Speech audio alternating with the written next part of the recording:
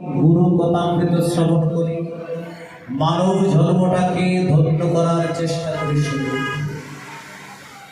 ছোট্ট একটা গল্প বলবো, এরপরেই আমরা শ্রীমদ্ ভগবদ গীতার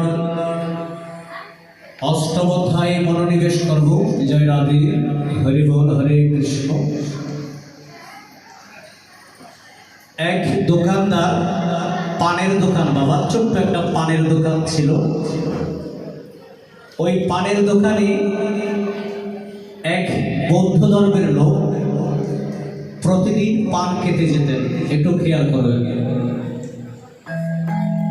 ওই পানওয়ালার মাথার উপরে একটা ক্যালেন্ডার ছিল। ক্যালেন্ডারে একটা ছোট্ট ছবি, গোপাল কৃষ্ণের ছবি। প্রতিদিন বৌদ্ধ ধর্মের লোকটা পান খেয়ে আসার সময়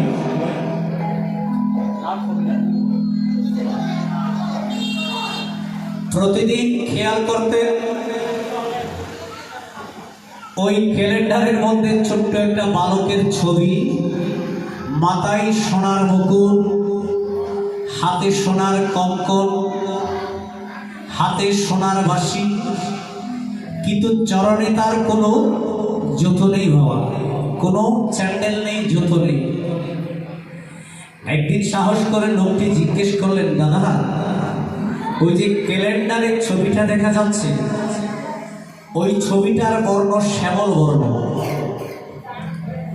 হাতে সোনার কাকন, সোনার মুকুট, ময়ূর পুচ্ছ, পায়ে নূপুর, কিন্তু পরনে কোনো জুতো নেই কেন, স্যান্ডেল নেই কেন?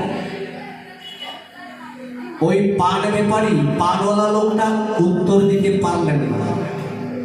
বলেন, আগামীকাল আসবেন দাদা, আমরা আপনাকে উত্তর দিয়ে দেব।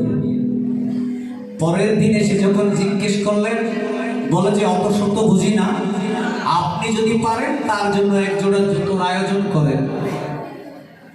ওই লোকটি মনে মনে সিদ্ধান্ত নিলেন, নমস্কার দাদা, মনে মনে সিদ্ধান্ত নিলেন ওই ছেলেটিকে এক জোড়া জুতো কিনে দেবেন। এক জোড়া দামি জুতো কিনলেন একটা বড় শোরুমে গিয়ে। এবার পানওয়ালা লোকটিকে এসে জিজ্ঞেস করলেন, ওই ছেলেটির বাড়ি কোথায়?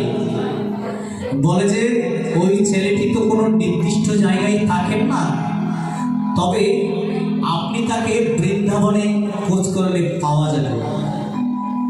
লোকটি কি করলেন, ওই জুতা জোড়ো একেবারে বুকের সঙ্গে বেঁধে নিয়ে বৃন্দাবনে সকল বাড়ি তন্ন তন্ন করে তল্লাশি করলেন, কেউ তার খোঁজ দিতে পারলেন না।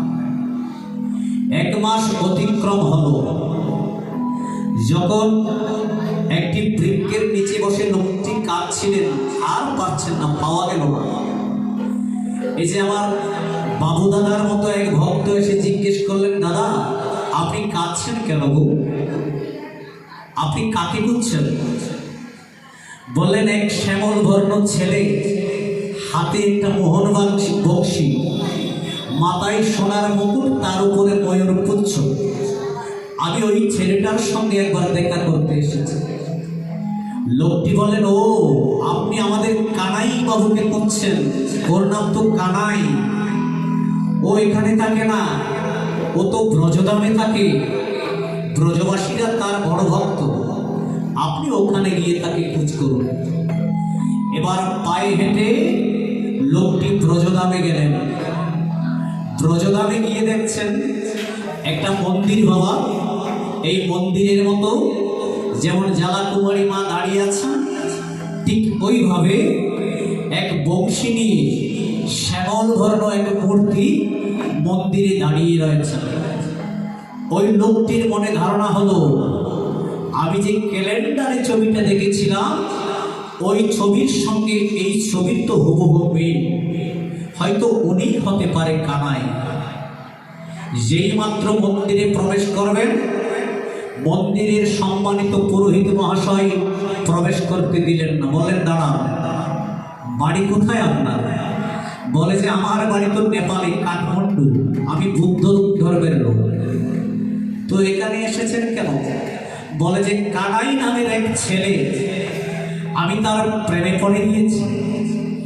এত রূপ তার, এত লাবণ্য তার, আমি তার প্রেমে আপ্লুত হয়ে গিয়েছি। তার চরণে এক জোড়া জুতো পরব বলে অনেক দূর থেকে পায়ে হেঁটে এসেছি।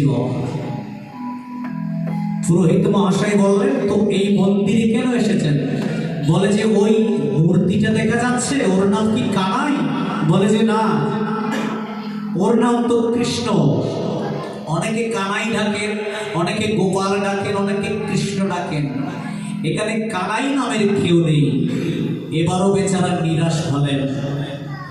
শেষ পর্যন্ত মন্দিরের দোতলার সিঁড়ি আছে, এরকম সিঁড়ির তলায় বসে ওই জুতা জোড়ো বুকে নিয়ে একেবারে অঝোর নয়নে কাঁদতে শুরু করলেন। কানাই, তোমাকে কি আর পাবো না? তোমার চরণে কি আমার জুতো পরানো হবে না? একেবারে নিরাশ হলেন। সন্ধ্যার কাছাকাছি যখন হলো, যখন পুরোহিত মশাই মন্দিরে ঘন্টা বাজিয়ে শঙ্খ বাজিয়ে আরতি দেখাচ্ছেন, ঠিক সেই সময় ওই ক্যালেন্ডারে দেখা সেই ছেলেটা হুবহু, সেই ছেলেটা গুটি গুটি পায়ে এসে ওই বৌদ্ধ ধর্মের লোকটির সম্মুখে এসে বসে জড়িয়ে ধরলেন। যেমন পুত্র তার বাবাকে জড়িয়ে ধরে, হুবহু সেই আলিঙ্গনে আবদ্ধ হলেন। এবার বললেন, বাবা তুমি কাঁদছো কেন? বলে যে কাঁদবো না, তোকে খোঁজার জন্য কাঠমান্ডু থেকে হেঁটে হেঁটে পায়ে হেঁটে এই ইন্ডিয়াতে এসেছি। তুই আমাকে ধরা না দিয়ে কানামাছি খেলছিস। বলে যে আমি যদি তোমাকে ধরা দিতাম, ওই যে মন্দিরে দেখতে পাচ্ছ ওটা আমারই প্রতিচ্ছবি। তুমি জায়গা মতো এসেছে তো, ওই মন্দিরে যে বংশী নিয়ে দাঁড়িয়ে আছে ও আমার ছবি। আমি যদি ওই রূপে ধরা দিতাম, তুমি তো আমাকে চিনতে না বাবা। সুতরাং যেই রূপে আমাকে ক্যালেন্ডারে দেখেছো, আমি সেই রূপে তোমাকে এসে ধরা দিয়েছি। এবার তোমার জুতো জোড়া আমার চরণে পড়াও। যেই মাত্র চরণ দোকানে এগিয়ে দিলেন, জুতো জোড়া পড়াতে যাবে, ঠিক তখন ওই বৌদ্ধ ধর্মের লোকটি দেখতে পেলেন আমার ওই কানাইয়ের চরণ দোকানি একেবারে রক্তাক্ত, অজর ধারায় রক্ত ঝরছে। বাবা জুতো আর পড়ানো হলো না।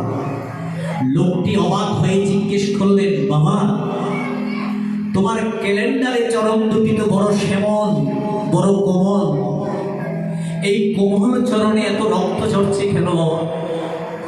তখন আমার কানাই অট্ট হেসে হেসে বলছেন, বাবা তুমি জানো না, তুমি আমাকে জুতা পড়াবে বলে তোমার মনের এই প্রত্যাশা পূরণ করার জন্য আমি বৃন্দাবন থেকে যশোদামাকে ফাঁকি দিয়ে পায়ে হেঁটে হেঁটে তোমার কাছে এই ব্রজধামে ধরা দিতে এসেছি। সেজন্য আমার পায়ে রক্তাক্ত হয়েছে, কত কাটা, কত যন্ত্রণা, কত বেদনা আমি পেয়েছি, সহ্য করেছি। বাবা দেখো আমি তোমাকে কত ভালোবাসি। তখন ওই বৌদ্ধ ধর্মের লোকটা ভগবান শ্রীকৃষ্ণকে চিনতে পারলেন, ও যে সাধারণ সন্তান নন। তখন যখন জুতো জোড়ো পরিয়ে দিলেন, শ্যামল বর্ণ ত্রিভঙ্গ মুরারি রূপ ধারণ করে যখন আমার রাধার স্বামী দাঁড়ালেন, আমার ওই বৌদ্ধ ধর্মের লোকটি একেবারে আত্মহারা হয়ে বললেন, দয়াল বলো আমার এই অপরাধী দেহ নিয়ে তোমার চরণে কিভাবে